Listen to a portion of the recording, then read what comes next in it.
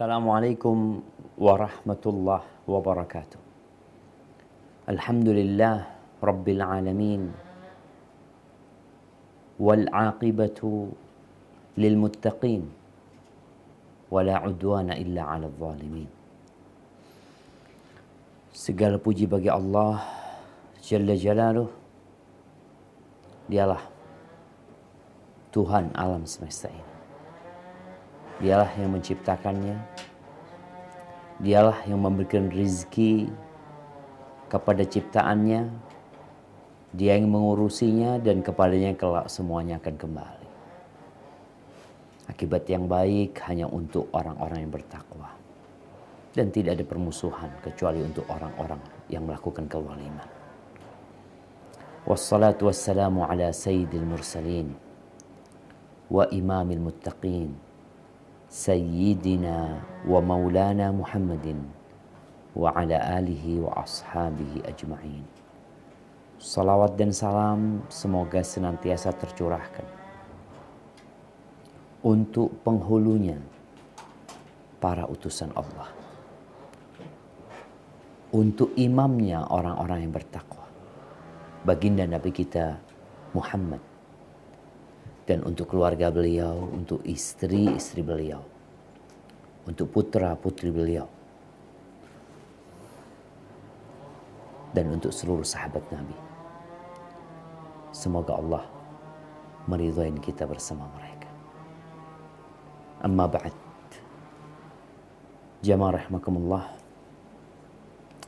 Agama kita ini agama yang perhatian dengan akhlak, dengan adab, dengan karakter manusia. Agama kita bukan hanya agama yang mengurusin hubungan hamba dengan Sang Pencipta. Tapi agama kita juga peduli, bahkan mengatur tentang hubungan manusia dengan manusia. Hubungan manusia dengan hewan, dengan lingkungan, dan dengan alam ini. Rasulullah sallallahu alaihi wasallam diutus di kota Mekah. Di kaum jahiliyah. Beliau menyebutkan di antara salah satu misi beliau diutus adalah innama bu'ithu liutammima makarimal akhlaq. Aku diutus tidak lain hanya untuk menyempurnakan akhlak-akhlak yang mulia.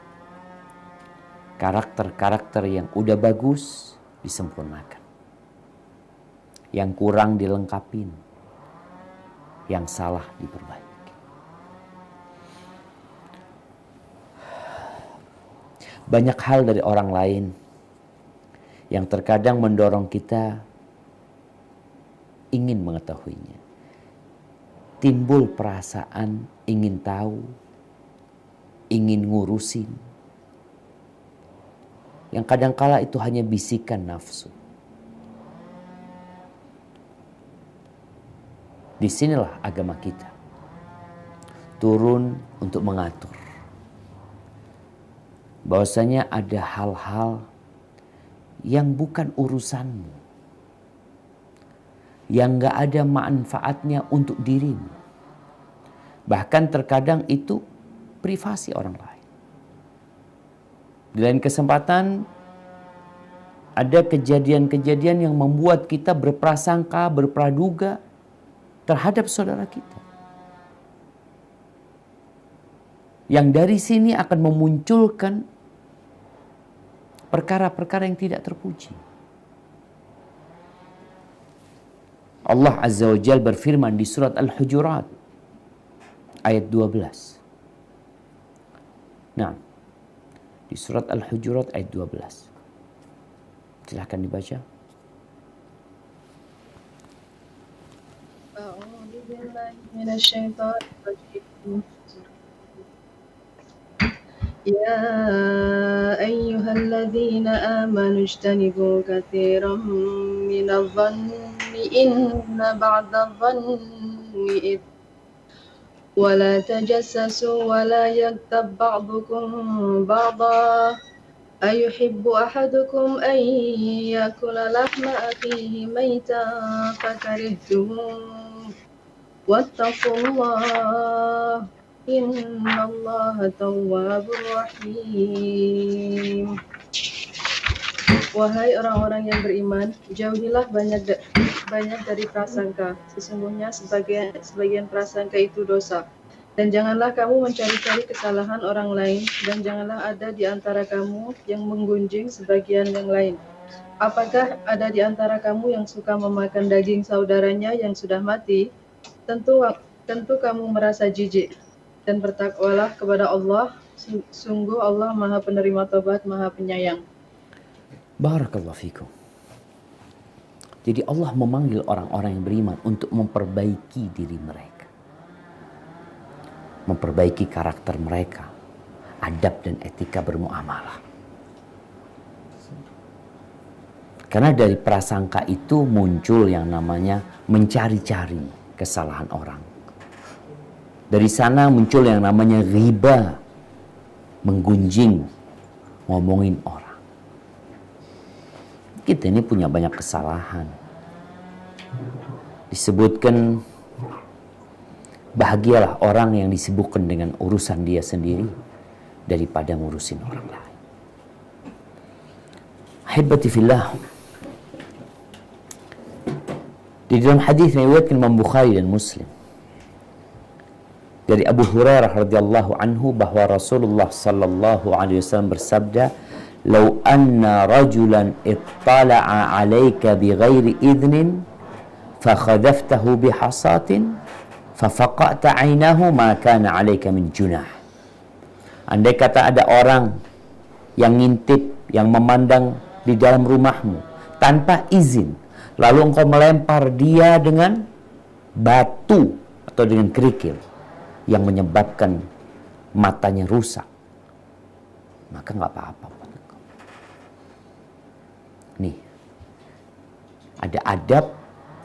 Orang tuh kepingin tahu apa sih isinya rumah orang ini ya, ngintip-ngintip ini itu. Itu nggak boleh dalam agama kita.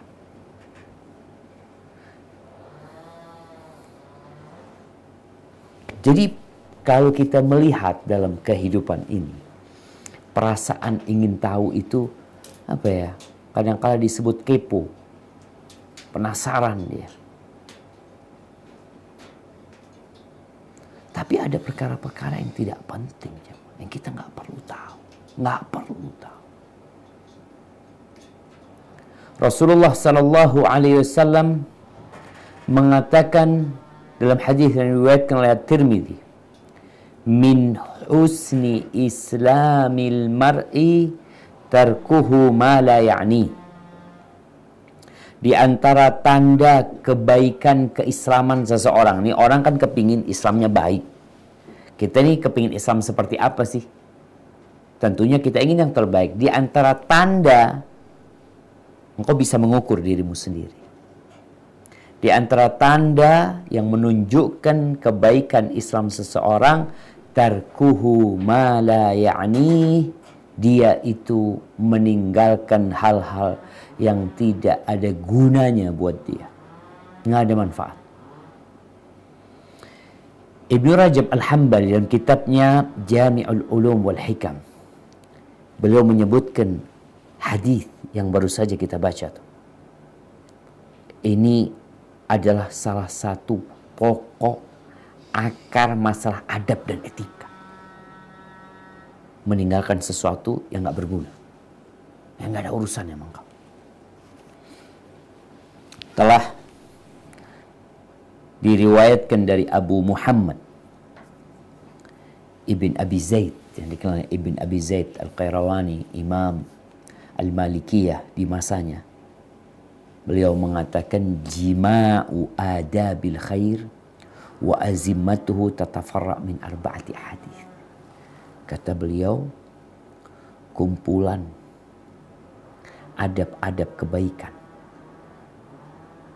dan tali kekangnya, ini sumbernya sumbernya akhlak yang mulia itu